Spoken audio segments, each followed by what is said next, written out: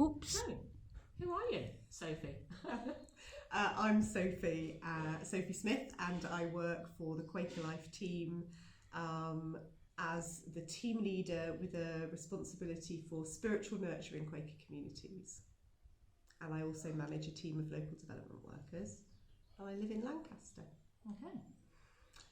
Who are you? Who am I? I'm Wendy Hampton. I'm the local development worker for the northwest of England.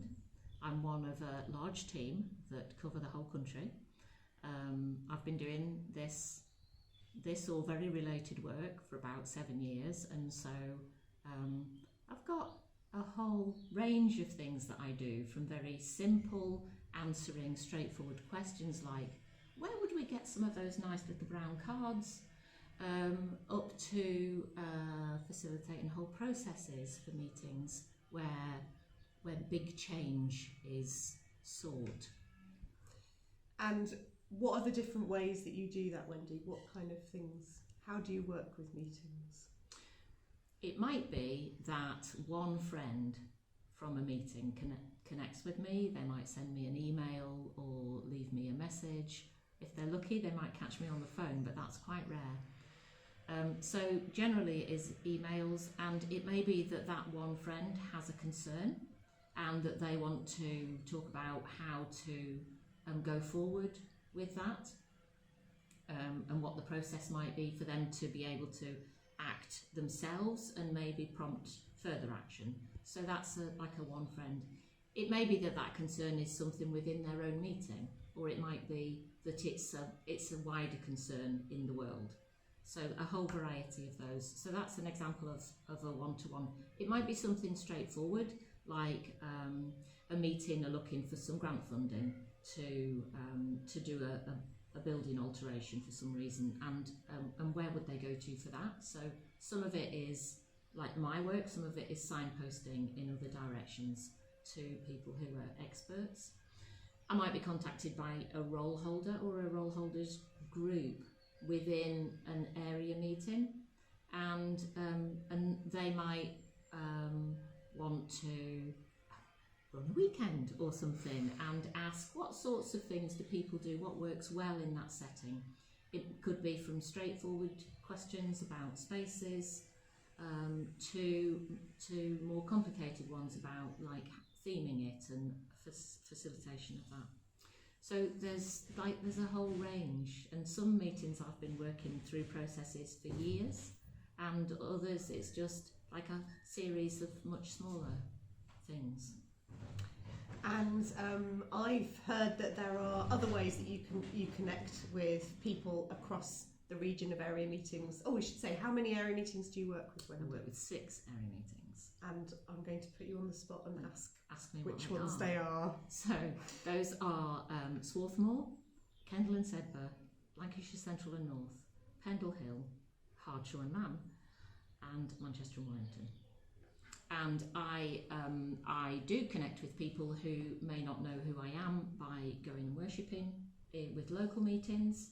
I might go to an area meeting just to say hello to people, and so I'm handy for quick questions, or just to say who I am and what it is that I do. I also would go to gatherings if I'm invited. I meet a lot of friends from the patch when I go to yearly meeting and things like that. So there's all of those. And sometimes a friend has started off by having a conversation with another member of staff, and they've been signposted to me. So, yeah. And I've also heard that sometimes you meet with groups of particular role holders online. Oh, I do. And you also have a regular catch up with some of the area meeting clerks. Yes, so those have been on hold for a while, and we've now got the new lists of role holders, and those are starting. They started last week, so gradually building up all of those different roles so that people can come together and in a peer group and talk about their work and how they do things and share hot tips or questions.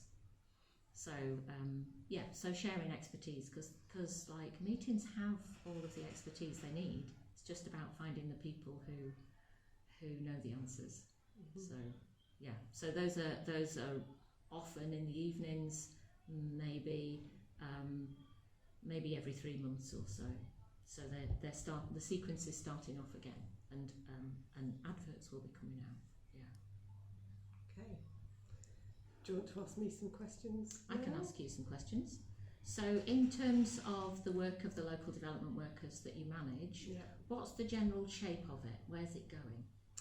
Okay, so I manage 5 local development workers out of a team of 15, and we also have 4 youth development workers in different parts of the country. And one of the things that the whole team are really working to do is support Quaker communities in whatever shape or form they find them, to feel that they are thriving and are not burdened by the day-to-day, the quotidian, I suppose, of being a Quaker community in whatever shape or form that feels. So identifying really what, and then we're not saying that needs to be that you're a big meeting for worship or that you're a big Quaker community. It means that you're all there together, worshipping together and finding joy together. So at its very basis, that would be what it was. And if you know, there's something called Our Faith in the Future, and our team's work is very much aligned to those 6 kind of visions of what Quakers in Britain and Britain Uni Meeting could be and is in some places. Is that what you were looking for? Yes. Okay. And as somebody who's got an overview of what's happened so far with this change, so we're now Quaker Life, and we weren't. Quaker Life was very different before. So how is that making a difference? Okay, so that's a really good question. I'll try and sum it up. So I started working for Quaker Life just before the pandemic, actually, in February 2020. And at that time, my role was to start to think about how we rolled out and got local development workers across Britain and youth development workers. And the thinking behind that was that we'd had a lot of people sort of centrally based, both geographically centrally based in London and also kind of work centrally based, doing a lot of national projects that potentially weren't speaking to some of the local Quaker meetings around the country, and weren't really, I think we felt that there was a different way of accessing support and being alongside. And so the local development project kind of came about from the work that Wendy and her small group of vibrancy workers did, which was to be much more locally within reach of everybody.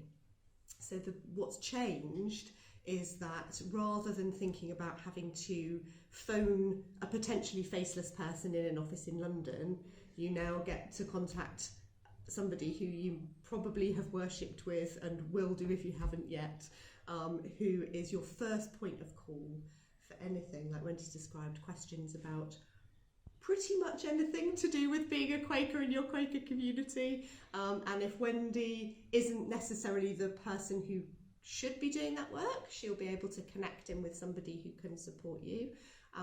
But most things, I have to say, Wendy's pretty able to at least ask some really good questions that get everybody's thinking going in the right direction.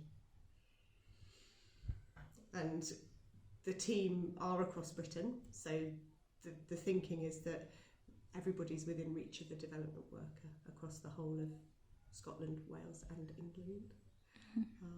And yeah, I think that's I think we've said what we do. I think we've said what we do.